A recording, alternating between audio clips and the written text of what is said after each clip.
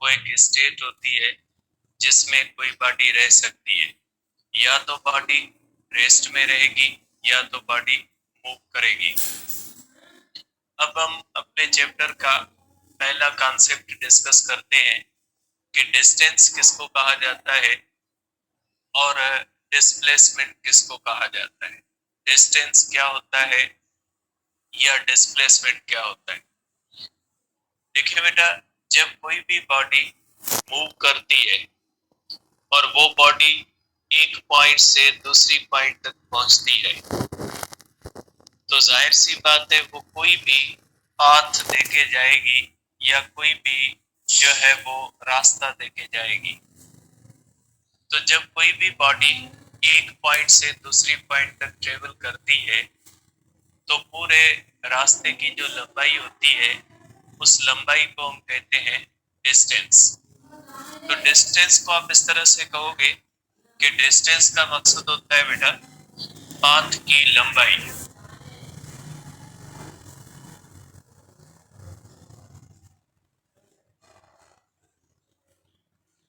कोई भी बॉडी जब मूव करेगी तो उसका डिस्टेंस होगा बेटा, ठीक है ना।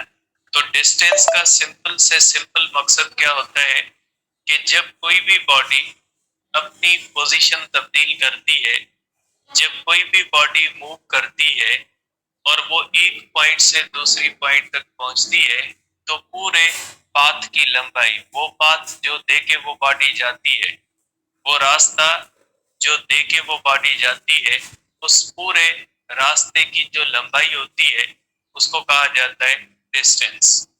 आप इसको इस तरह से डिफाइन कर सकते हैं बेटा कि length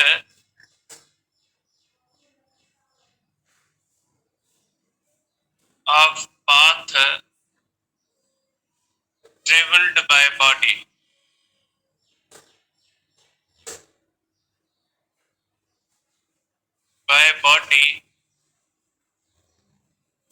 to reach from one point to another point।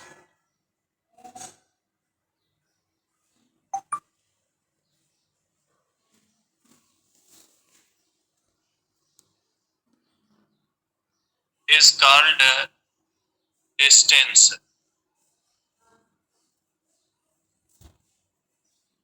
ठीक है बेटा, एक पॉइंट से दूसरी पॉइंट तक, जैसे अगर आप इसको बनाए कि सपोज करें हमारे पास एक पॉइंट पी है और ये हमारे पास पॉइंट क्यू है। अगर आप लोग पॉइंट पी पे हैं और पॉइंट क्यू तक जाते हैं तो पॉइंट पी से पॉइंट क्यू तक ये जो कोई भी आप इस तरह से रास्ता देके जाएंगे तो उस पूरे रास्ते की जो लेंथ होगी उसको कहा जाएगा डिस्टेंस। और आप इसको डिस्टेंस को एस से जाहिर करते हैं कि डिस्टेंस एस होता है। जैसे ये एक हमारा कॉमन तरीका होता है कि जैसे फॉर एग्जांपल आप अपने घर से अपने स्कूल की तरफ जाते हो तो जो रास्ता देके आप घर से स्कूल तक पहुंचते हो उस पूरे रास्ते की जो लंबाई होती है उसको कहा जाता है डिस्टेंस। ठीक है, और ये होता है कि ये जो डिस्टेंस होता है ये एक लेंथ है। आप कह सकते हैं कि ये लेंथ है, इसके अंदर कोई भी डायरेक्शन नहीं होता। तो आप कहोगे कि डिस्टेंस जो होता है ये स्केलर क्वांटिटी है। Distance is scalar quantity. Distance जो होता है बेटा स्केलर क्वांटिटीज होता है, स्केलर क्वांटिटी। और इसका यूनिट कौन सा हो जाएगा बेटा, इसका यूनिट जो होता है वो ऐसा यूनिट होता है मीटर। बाकी इसको और यूनिट्स में भी एक्सप्रेस किया जा सकता है, जैसे सेंटीमीटर भी होता है, फुट भी होता है, और इसके प्रैक्टिकल यूनिट्स भी होते हैं। एस्ट्रोनॉमिकल यूनिट होता है, लाइट ईयर है, पैरालैक्टिक सेकंड है, नॉटिकल माइल है। बहुत सारे ऐसे यूनिट्स होते हैं जो इसके प्रैक्टिकल यूनिट्स भी होते हैं। तो आप कह सकते हैं कि ये जो हमारे पास है, ये जो डिस्टेंस है, ये एक स्केलर क्वांटिटी है और इसके पास सिर्फ मैग्नीट्यूड होता है। ठीक है, तो आप कह सकते हैं कि ये एक स्केलर क्वांटिटी है। स्केलर क्वांटिटी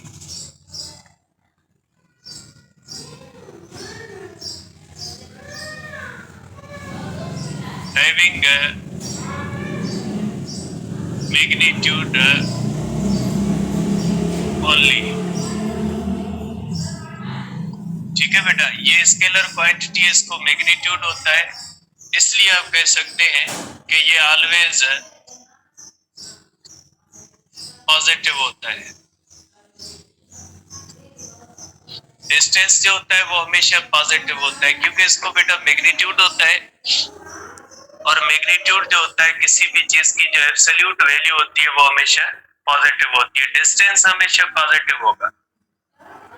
अगर कोई भी बॉडी मूव करेगी, उसके बाद भले वो वापस अपनी ओरिजिनल जगह पे आ जाए, लेकिन उसका डिस्टेंस हमेशा रहेगा। ऐसा नहीं होगा कि उसका डिस्टेंस जीरो होगा। बॉडी ने मूव किया, मूव करने के बाद भले बॉडी वापस अपनी ओरिजिनल जगह पे आ जाए, लेकिन आप ये नहीं कहेंगे उसका डिस्टेंस जीरो है, उसका डिस्टेंस होगा। ठीक है, डिस्टेंस हमेशा जो होता है वो पॉजिटिव होता है। या तो जीरो होगा अगर कोई बॉडी मूव नहीं करती, बॉडी रेस्ट में है, तो उसका डिस्टेंस जीरो कंसीडर किया जाएगा। लेकिन अगर कोई भी बॉडी मूव करती है, मूव करने के बाद उसका डिस्टेंस हमेशा पॉजिटिव होगा, उसके अंदर निगेटिव का सेंस नहीं होता। ठीक है, तो ये बात याद रखिएगा कि डिस्टेंस जो होता है उसका सिर्फ मैग्नीट्यूड होता है, और मैग्नीट्यूड स्केलर का भी पॉजिटिव होता है और वेक्टर का भी ऑलवेज पॉजिटिव होता है। इसलिए डिस्टेंस जो होता है वो हमेशा पॉजिटिव रहता है। अगर कोई बॉडी मूव करेगी, वो मूव करके भले वापस अपनी जगह पे आ जाएगी, तो उसका भी डिस्टेंस कंसीडर किया जाएगा। आप इसको इस तरह से देख सकते हैं कि सपोज करें हमारे पास पॉइंट बी है और हमारे पास पॉइंट क्यू है। अगर कोई भी बॉडी यहाँ से मूव करती है तो इसका डिस्टेंस सपोज करें ये 10 मीटर हुआ। अगर कोई भी बॉडी इस तरह से होती है, पॉइंट बी है, इससे मूव करके वापस पॉइंट क्यू और पी दोनों एक ही जगह पे है, लेकिन इसका डिस्टेंस जीरो नहीं होगा, इसका भी डिस्टेंस सपोज करें कि ये डिस्टेंस 20 मीटर हुआ है, तो इसका भी डिस्टेंस होगा। कोई भी बॉडी जब मूव करती है तो मूव करने के बाद उसका डिस्टेंस जीरो नहीं हो सकता। मीन्स उसने कुछ न कुछ तय किया है, भले वो वापस अपनी जगह पे आ जाए। इसके बाद distance between two same points may be different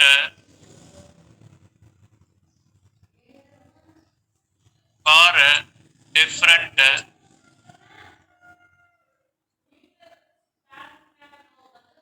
observers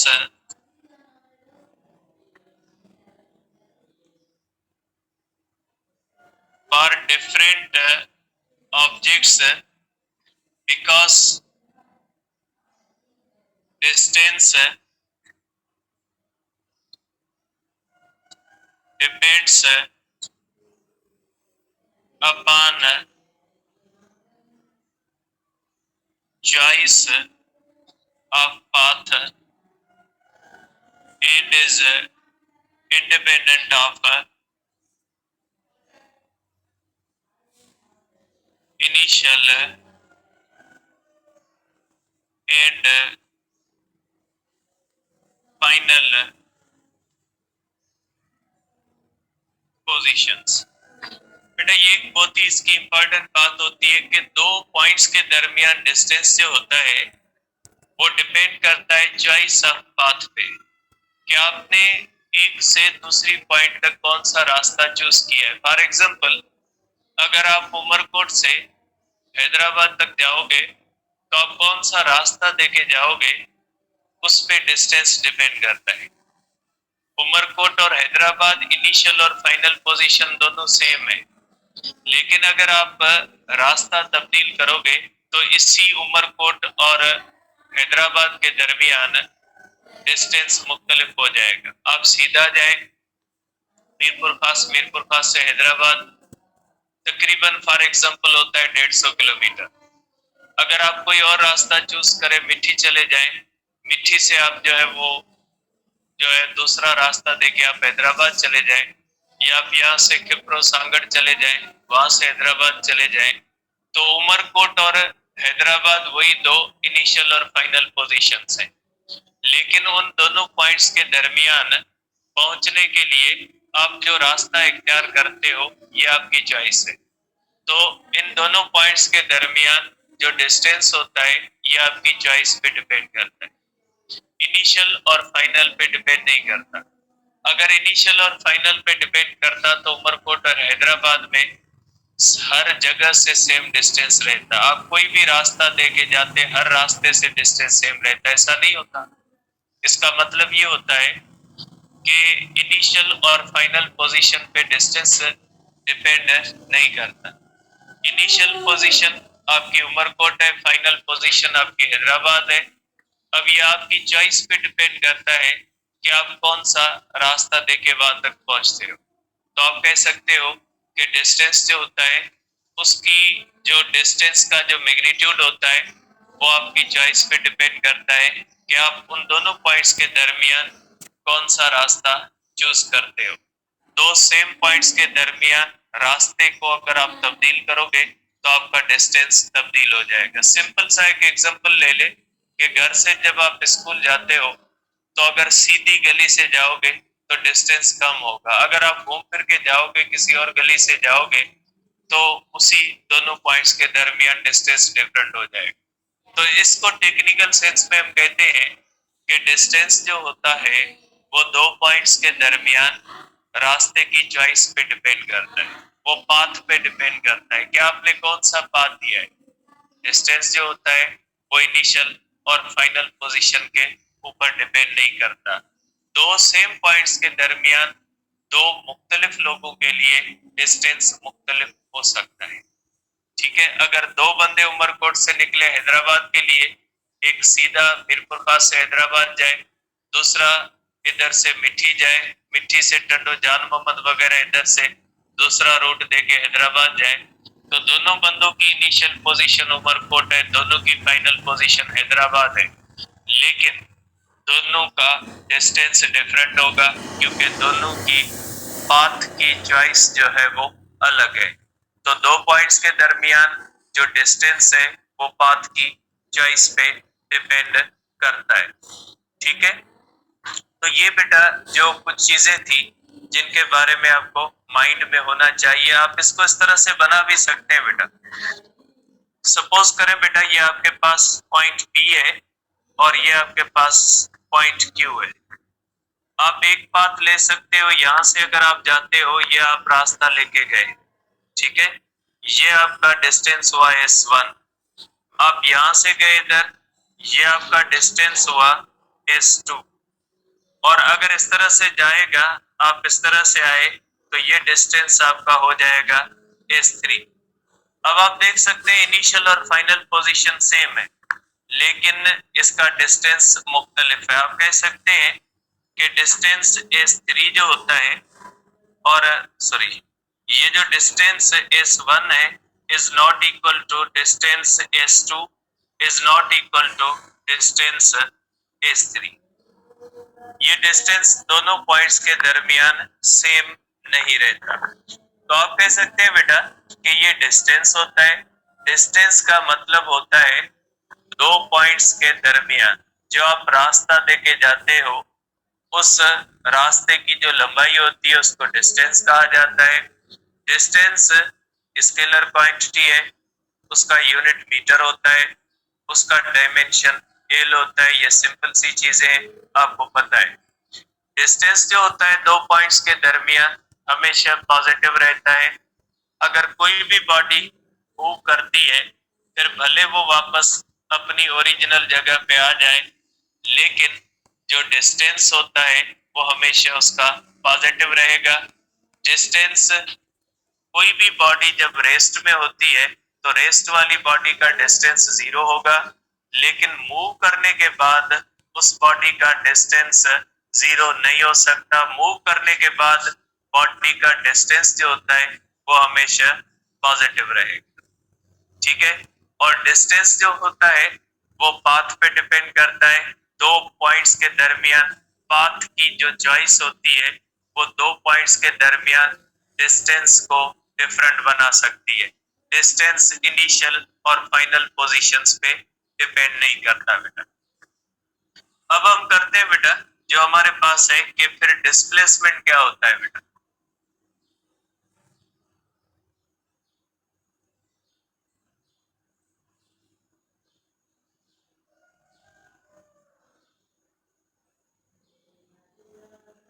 देखिए बेटा, आपने लॉजिकल रीजनिंग थोड़ी बहुत तो पढ़ी है। एक काज होता है, दूसरा उसका इफेक्ट होता है।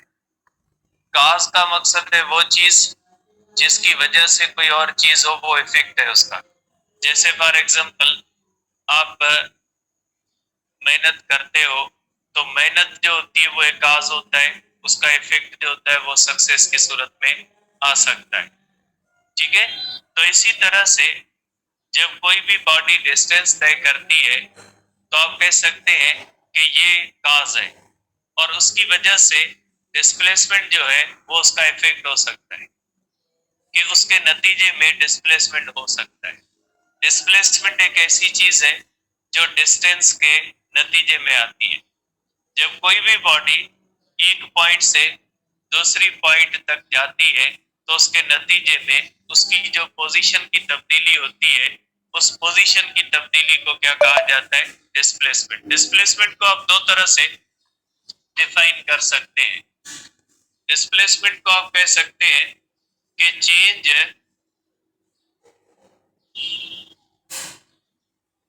इन position, change in position of body in a particular direction। बेटा ये चेंज इन पोजीशन होती है, और ये बॉडी जो होती है वो डिस्टेंस तय करती है। डिस्टेंस के नतीजे में उसकी पोजीशन जो एक मखसूस डायरेक्शन में तब्दील हो जाती है, उसको हम कहेंगे कि ये डिस्प्लेसमेंट है। ठीक है, आप ये भी कह सकते हैं कि shortest distance in particular direction can be termed as displacement. मैं ये लिखता हूं, उसके बाद फिर जो है वो इसको समझते हैं कि शॉर्टेस्ट डिस्टेंस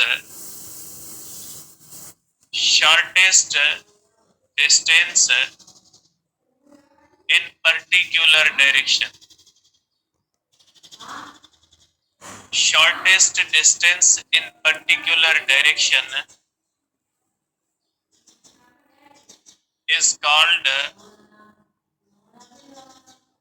displacement।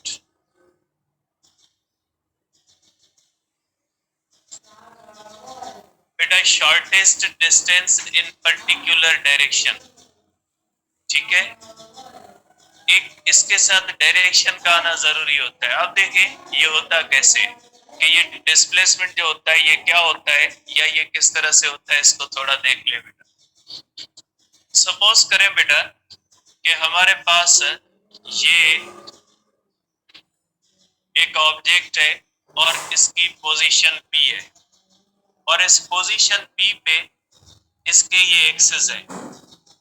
आप कहेंगे कि ये ऑब्जेक्ट जो पोजीशन P पे है, इस पोजीशन P पे इसके एक्सिस है। आपको पता है इसको कहा जाएगा ईस्ट, इसको हम कहते हैं नॉर्थ, इसको हम कहते हैं वेस्ट, इसको हम कहते हैं साउथ। ये एक ऑब्जेक्ट है जो किस पोजीशन पे बेटा, ये एक पोजीशन P पे है, ये इसके एक्सिस है। ठीक है, अब ये ऑब्जेक्ट जो होता है इस पोजीशन P से मूव करके आ जाता है पोजीशन Q पे। सपोज करें ये जो ऑब्जेक्ट है ये पोजीशन P से मूव करके आ गया पोजीशन Q पे, इस तरह से। ये पोजीशन Q के एक्सिस है बेटा, और ये ऑब्जेक्ट पोजीशन P से मूव करके आ गया पोजीशन Q पे और इसने ये पाथ लिया। ठीक है, ये पाथ है, पाथ ऑफ ऑब्जेक्ट, ये बेटा पाथ ऑफ द ऑब्जेक्ट है। और इस ऑब्जेक्ट ने ये जो डिस्टेंस तय किया है इसका डिस्टेंस s है बेटा। ये ऑब्जेक्ट पॉइंट P से पॉइंट Q तक आया और इस ऑब्जेक्ट ने जो पाथ लिया, ये पाथ की जो लंबाई होती है इसको कहा जाता है डिस्टेंस।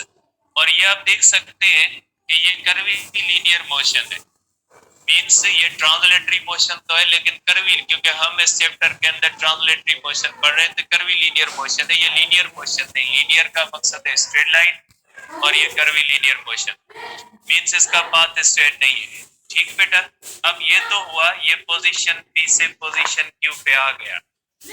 अब नतीजा क्या निकला? नतीजा ये निकला कि इसकी पोजीशन में ये तब्दीली आ गई।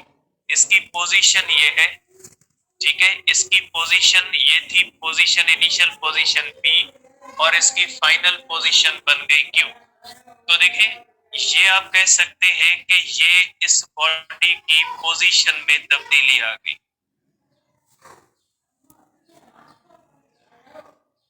ये आप कहोगे कि इसकी पोजीशन में तब्दीली आ गई कि बॉडी ने पॉइंट P से पॉइंट Q तक ट्रेवल किया। नतीजा क्या निकला कि उसने, सपोज करें यहाँ पे इसने डिस्टेंस तय किया, सपोज कर लेते हैं कि इसने डिस्टेंस तय किया 100 किलोमीटर।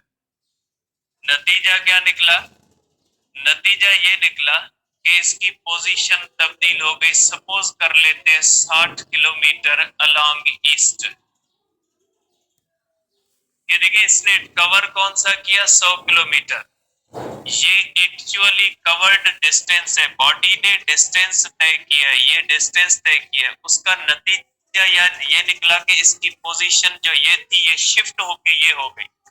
तो ये जो पोजीशन की तब्दीली होती है इसको आप कह सकते हैं ये डिस्प्लेसमेंट है। बॉडी तय डिस्टेंस करती है, डिस्प्लेसमेंट उसका नतीजा होता है। अगर बॉडी डिस्टेंस तय नहीं करेगी तो उसकी पोजीशन ही तब्दील नहीं होगी। जब डिस्टेंस नहीं होगा तो डिस्प्लेसमेंट नहीं होता, क्योंकि डिस्टेंस काज होता है, डिस्प्लेसमेंट आप उसका इफेक्ट कह सकते हैं। तो आप कह सकते हैं कि जब आप पढ़ोगे ही नहीं तो आपकी सक्सेस पॉसिबल नहीं होती। सक्सेस रिलेटेड है हार्ड वर्किंग से, स्मार्ट वर्किंग से। हार्ड वर्किंग भी नहीं होता तो स्मार्ट वर्किंग है, कि सक्सेस रिलेटेड है स्मार्ट वर्किंग से।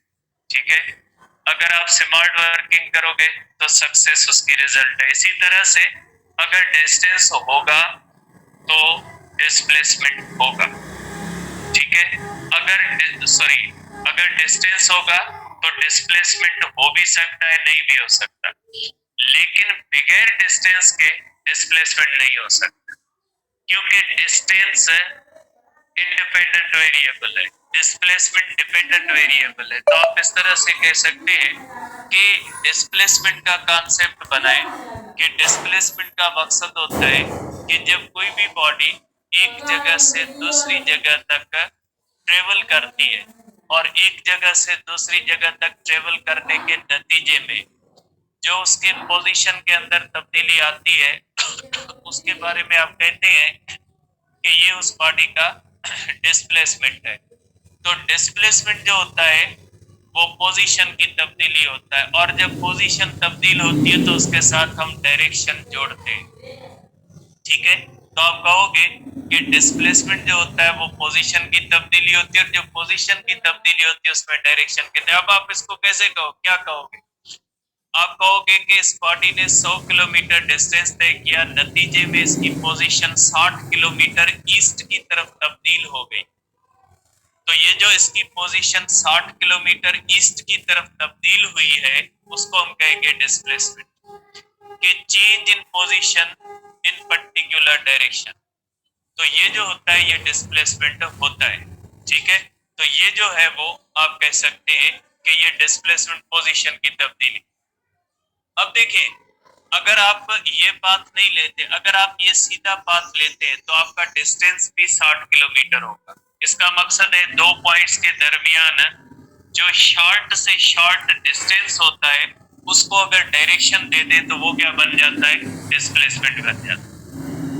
दो पॉइंट्स के दरमियान जो डिस्प्लेसमेंट होता है वो एक शॉर्ट डिस्टेंस भी हमें बताता है। जब आपको दो पॉइंट्स के दरमियान डिस्प्लेसमेंट पता है तो इसका मतलब है उन दोनों पॉइंट्स के दरमियान अगर शॉर्टेस्ट डिस्टेंस पूछा जाए तो उन दोनों पॉइंट्स के दरमियान शॉर्टेस्ट डिस्टेंस डिस्प्लेसमेंट के बराबर है। तो दो पॉइंट्स के दरमियान जो कम से कम डिस्टेंस होता है उसको अगर डायरेक्शन लगा दे तो वो डिस्प्लेसमेंट बन जाता है, ठीक है। तो ये बात याद रखिएगा कि बॉडी ने तय 100 किलोमीटर किया है, उसके नतीजे में उसको डिस्प्लेसमेंट मिल गया। फॉर एग्जांपल, अगर आप उमरकोट से हैदराबाद जाओगे तो आप रास्ता देके जाओगे, रास्ते की बड़ी लंबाई होगी, लेकिन अगर मैप के ऊपर आप इस तरह से एक्स एक्सिस वाई एक्सिस बना के हैदराबाद और उमरकोट की पोजीशन देखोगे कि हमारी पहले पोजीशन ये थी, अब पोजीशन ये बन गई, तो वो पोजीशन की जो तब्दीली बनेगी उसको कहा जाता है डिस्प्लेसमेंट। अब इसका एक स्पेशल केस है बेटा, इसका स्पेशल केस ये होता है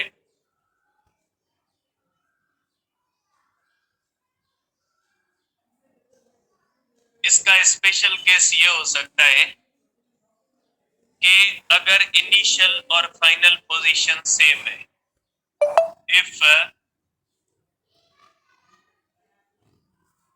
initial and final position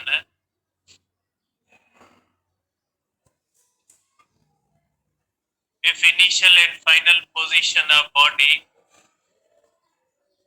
is same, अगर इनिशियल और फाइनल पोजीशन बॉडी की सेम है तो बेटा उसके अंदर, इस कंडीशन के अंदर आप कहोगे कि डिस्प्लेसमेंट डिस्टेंस बेटा distance is not equal to 0 but displacement is equal to 0 बेटा, ठीक है। कैसे होता है बेटा, आप इसको देख सकते हैं कि फॉर एग्जांपल एक बॉडी है, उसकी ये पोजीशन P है और ये बेटा ये बॉडी इस तरह से मूव करती है और मूव करके ये वापस आ जाती है पोजीशन Q। जहां पे बॉडी की पोजीशन P इनिशियल है वहीं पे बॉडी की पोजीशन Q जो होती है वो फाइनल होती है। तो इस कंडीशन के अंदर आप देख सकते हैं कि डिस्टेंस तो 0 नहीं है, लेकिन इस कंडीशन के अंदर डिस्प्लेसमेंट 0 होता है, ठीक है। तो आप क्या कहोगे कि डिस्टेंस अगर 0 होता है तो जरूरी नहीं है, सॉरी, डिस्टेंस अगर 0 नहीं होता तो जरूरी नहीं है कि डिस्प्लेसमेंट भी हो, ठीक है। तो आप ये कहेंगे कि अगर किसी भी बॉडी की इनिशियल और फाइनल पोजीशन सेम होती है तो डिस्प्लेसमेंट नहीं होता, क्योंकि उसकी पोजीशन ही तब्दील नहीं हुई। जब बॉडी इनिशियल पोजीशन से गई वापस उसी पोजीशन पे आई तो उसका डिस्टेंस तो है लेकिन डिस्प्लेसमेंट नहीं, क्योंकि पोजीशन की तब्दीली नहीं आई। तो ये बात ध्यान में रखिएगा बेटा। उसके बाद आप कहोगे डिस्प्लेसमेंट जो होता है, डिस्प्लेसमेंट वेक्टर है,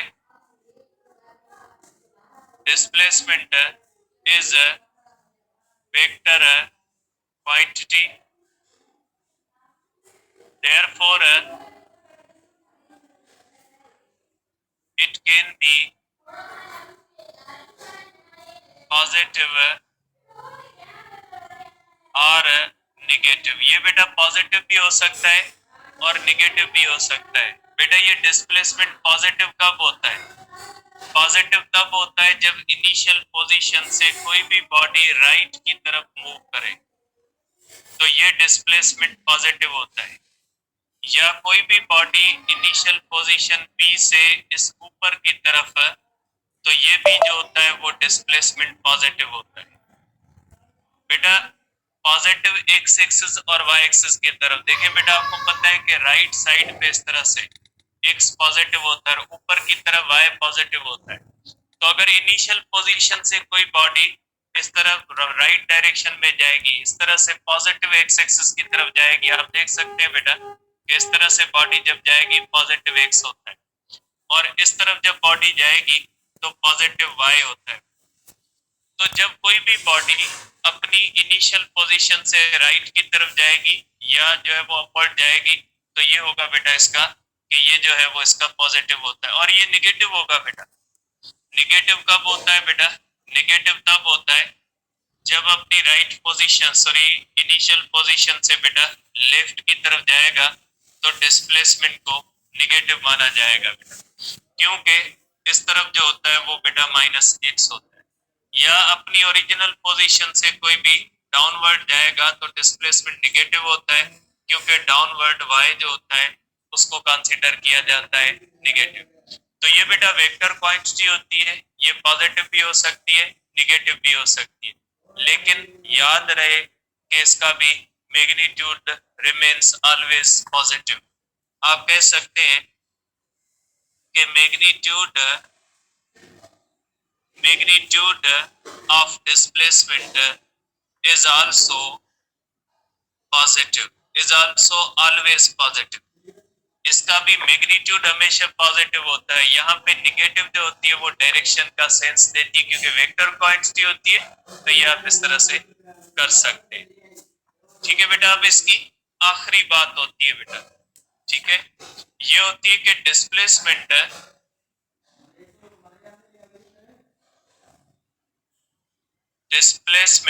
इज अ वेक्टर क्वांटिटी बेटा, therefore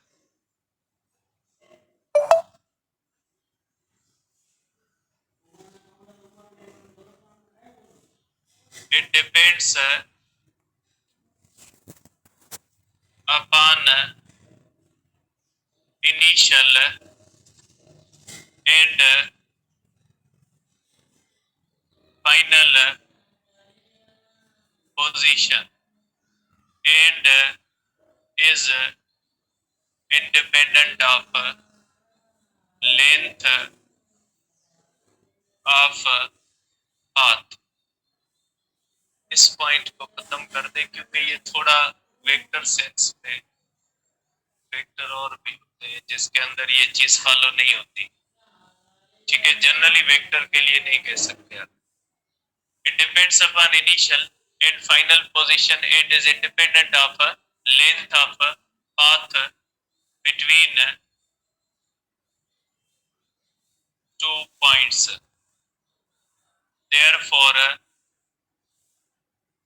therefore displacement between two same points is always same and can never have two or more values। बेटा जैसे दो पॉइंट्स के दरमियान जो डिस्प्लेसमेंट होता है वो डिफरेंट हो सकता है, वो पाथ पे डिपेंड करता है, लेकिन डिस्प्लेसमेंट जो होता है वो दो पॉइंट्स के दरमियान हमेशा एक ही रहता है, क्योंकि वो इनिशियल और फाइनल पोजीशन के जो है वो डिपेंड करता है। जैसे उमरकोट और हैदराबाद के दरमियान डिस्टेंस किसी भी रास्ते से मुख्तलिफ होता है, लेकिन पोजीशन की तब्दीली वही रहेगी। उमरकोट से हैदराबाद की पोजीशन वेस्ट की तरफ होती है और एक फिक्स पोजीशन होती है। इस तरह से डिस्प्लेसमेंट दो पॉइंट्स के दरमियान हमेशा एक रहता है, वो इनिशियल और फाइनल पोजीशन पे डिपेंड करता है। अगर इनिशियल और फाइनल पोजीशन चेंज नहीं करोगे तो डिस्प्लेसमेंट चेंज नहीं होगा। ठीक है, आप इसको इस तरह से देख सकते हैं बेटा कि ये पॉइंट P है, ये पॉइंट Q है। अगर आप देखोगे कि ये पाथ है, ये बॉडी का डिस्टेंस S1 है, अगर आप ये पाथ लोगे तो डिस्टेंस S2 बन गया। ये पाथ अगर लोगे तो ये डिस्टेंस S3 बन जाएगा, लेकिन इन सब के होते हुए इनका डिस्प्लेसमेंट हमेशा एक ही रहता है S।